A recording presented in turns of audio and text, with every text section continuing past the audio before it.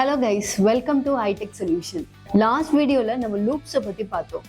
இந்த வீடியோல நம்ம oops concept பார்க்க போறோம். வீடியோக்குள்ள போயிரலாமா?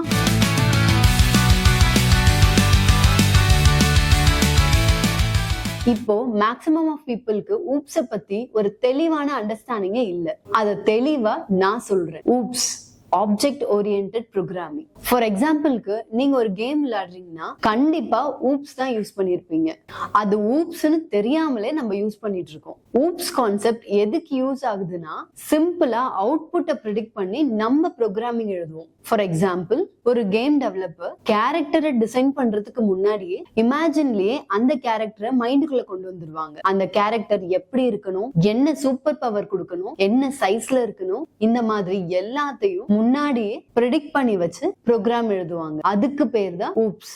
நீங்களும் உங்க அப்ளிகேஷன்ல வரக்கூடிய திங்ஸ ப்ரெடிக்ட் பண்ணி ப்ரோக்ராம் எழுத போறீங்க. அதுக்கு ஹெல்ப் பண்றது தான் இந்த ஊப்ஸ் கான்செப்ட். அந்த ஊப்ஸ் கான்செப்ட்ல நமக்கு அதிகமா யூஸ் ஆகுற 3 டாபிக்க பத்தி தான் இன்னைக்கு பார்க்க போறோம். First, class versus objects. கிளாஸ்னா என்னன்னா ஒரு ப்ளூ பிரிண்ட் மாதிரி. ஃபார் எக்ஸாம்பிள் ஐபோன் டிசைன் வெளியே லீக் ஆனதுனால எல்லாருமே ஒரிஜினல் மாதிரியே அந்த ப்ராடக்ட்டை பில்ட் பண்றாங்க. ஒண்ணு பில்ட் பண்றாங்களா?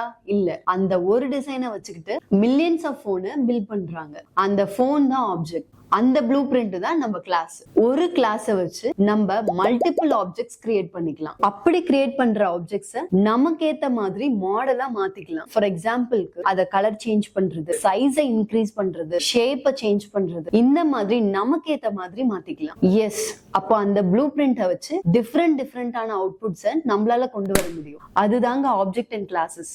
Next, polymorphism.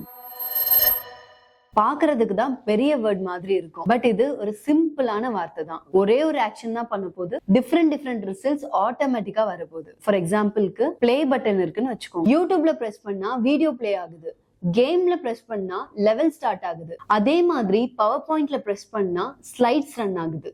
Same button but different behaviour based on the objects. அதுதாங்க polymorphism, many forms. At last, inheritance பார்க்கலாம். இன்ஹெரிடன்ஸை சிம்பிளா சொல்லணும்னா ஆல்ரெடி நம்ம கிட்ட நிறைய கிளாஸஸ் இருக்கு. அந்த கிளாஸஸ்ல இருந்து நமக்கு தேவையான ஃபீச்சர்ஸையும் குவாலிட்டிஸையும் எடுத்து புது கிளாஸை கிரியேட் பண்ணி, அதுதாங்க இன்ஹெரிடன்ஸ். ஃபார் எக்ஸாம்பிளுக்கு உங்ககிட்ட ஒரு பழைய கார் இருக்குன்னு வச்சுக்கோங்க. அதுல வீலு, சீட்டு, இன்ஜின், இந்த மாதிரி எல்லா பார்ட்ஸும் அப்படியே இருக்கு. திடீர்னு உங்களுக்கு ஒரு எலக்ட்ரிக் கார் ஒண்ணு தேவைப்படுதுன்னு வச்சுக்கோங்க. அதுக்காக அந்த எலக்ட்ரிக் காரை ஃபர்ஸ்ட்ல இருந்தா பில்ட் பண்ணுவீங்க? இல்ல, பழைய கார்ல இருந்து தேவையான பார்ட்ஸை மட்டும் தான் நம்ம எடுப்போம். ஃபார் எக்ஸாம்பிளுக்கு நான் முன்னாடியே சொன்ன மாதிரி டயர்ஸ் எடுக்கலாம், சீட்ஸ் எடுக்கலாம், ஸ்டியரிங் எடுக்கலாம். இதெல்லாம் எடுத்து நம்மளோட ஸ்பெஷல் ஃபீச்சர்ஸ் ஆன பேட்டரிஸ் வைக்கிறது, மோட்டார் செட் பண்றது, இதெல்லாம் பண்ணி எலக்ட்ரிக் காரை ஃபுல்ஃபில் பண்ணிடலாம்.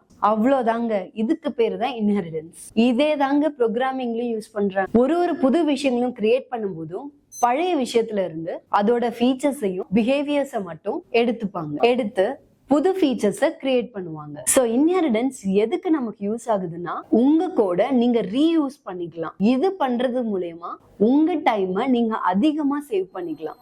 That's it.